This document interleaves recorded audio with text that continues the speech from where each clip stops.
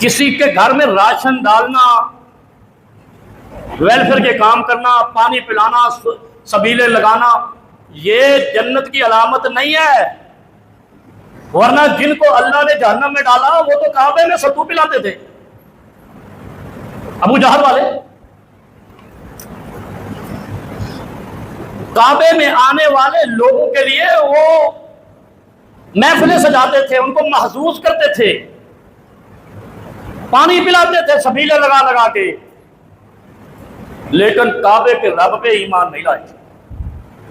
نہیں سمجھے؟ کعبے میں آنے والے رسول پہ ایمان نہیں لائے تھے، اللہ نے ان کو نہیں بخشا، میدان بدر میں تہس نہس کر دیا۔